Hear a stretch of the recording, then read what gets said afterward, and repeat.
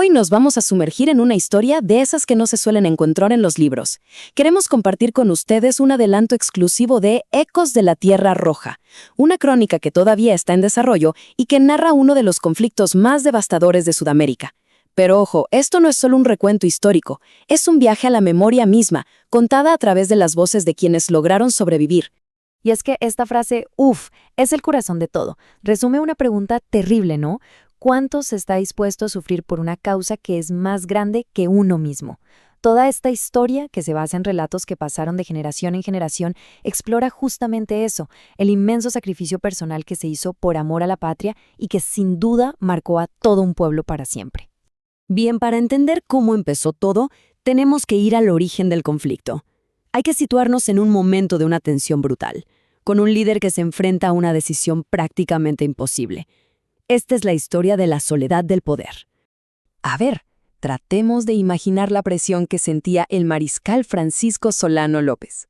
Por un lado tenía la voz de su padre resonando en su cabeza. Busca la paz, usa la diplomacia. Pero por otro, se enfrentaba a una realidad que era aplastante. 3 naciones vecinas, Brasil, Argentina y Uruguay, la famosa Triple Alianza, estaban amenazando la existencia misma de Paraguay. Las vías diplomáticas, pues, se estaban agotando. El dilema, en resumen, era este: ¿la paz o la supervivencia?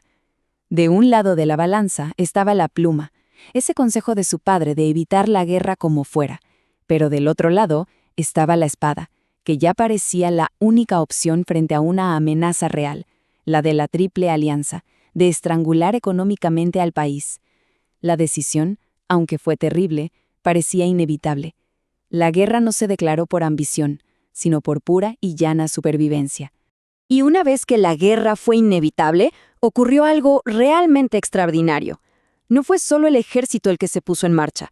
Fue toda una nación la que se movilizó, desde las fábricas hasta el campo, con una unidad y una determinación que, la verdad, sorprendería al mundo entero.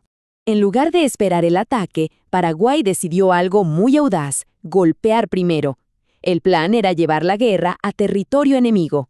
Como podemos ver en este mapa, 2 grandes columnas, una liderada por el general Robles y la otra por Estigarribia, se adentraron en Argentina. El objetivo era clarísimo: tomar la iniciativa y sorprender a la Triple Alianza. Y esto de aquí ilustra perfectamente el concepto de guerra total. La fundición de Ibicuí, que antes hacía herramientas para el campo, de repente estaba forjando cañones. Y en el campo, las clases sociales se borraron. Patrones y peones trabajaban codo a codo para poder abastecer al ejército. Cada persona, sin excepción, tenía un papel en ese esfuerzo de guerra. Entonces, tenían un plan audaz, y a toda una nación unida respaldándolos. Parecía que todo estaba a su favor. Pero la guerra, como bien sabemos, es impredecible. Y ese factor sorpresa, que era tan crucial para su estrategia, estaba a punto de perderse por un único y catastrófico fallo. El punto de inflexión, el golpe que debía cambiarlo todo, iba a ser en el agua, la batalla naval de Riachuelo. El plan paraguayo era brillante, pero también muy arriesgado. Se trataba de un ataque sorpresa, al amanecer, para abordar y capturar la poderosa flota brasileña.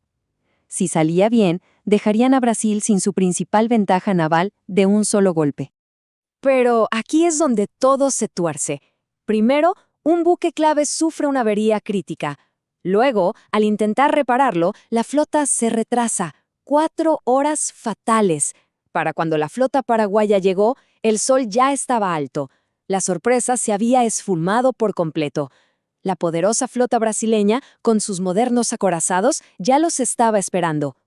El resultado fue un desastre total que selló el fin de la ofensiva. La derrota en Riachuelo lo cambió absolutamente todo. La ofensiva había terminado. Ahora, la guerra se trasladaba a suelo paraguayo.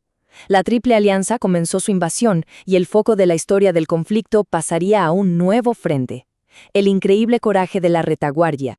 La escala de la invasión fue inmensa. Estamos hablando de 50.000 soldados de la Alianza pisando suelo paraguayo. Pero no se encontraron con un ejército esperándolos en cada ciudad.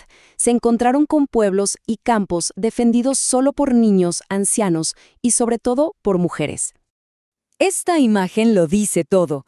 Las mujeres tomaron las herramientas del campo y las convirtieron en sus armas. Ya no quedaba riqueza material, pero la fuerza de voluntad que demostraron fue, como dicen los relatos, casi sobrenatural. Y aquí es donde resuena de nuevo esa frase del inicio. Nadie merece sufrir por motivos ajenos a los personales, pero el amor a la patria era tan grande. Y claro, aquí surge una pregunta clave. ¿De dónde vienen estas historias? ¿Cómo conocemos estos detalles tan íntimos, este coraje casi sobrehumano? Bueno, la respuesta no está en los archivos oficiales, sino en algo mucho más poderoso, la memoria como un legado, que se transmite de abuelos a nietos. Y este es el verdadero corazón de todo este proyecto. Esta crónica es, en esencia, una fábula adaptada de relatos orales, contados entre suspiros en una cocina de Luque por la abuela Catalina. Los personajes no son solo nombres en un papel, son la sangre de los ancestros que sobrevivieron al exterminio. Y esta es la lección final que nos queda. Se puede vivir en paz, se puede sentir que el paraíso está cerca, pero esa paz se construyó sobre un sacrificio inmenso que no se debe olvidar. El dolor y el coraje de quienes defendieron la Tierra Roja son las raíces de la nación que es hoy. Para valorar de verdad la paz que se tiene hoy, es vital conocer estos ecos del pasado. Lo que les hemos mostrado es solo un pequeño avance, una probadita de esta crónica que se está gestando. Así que estén muy atentos a Ecos de la Tierra Roja, que llegará muy próximamente. Muchas gracias por acompañarnos en este viaje a la memoria.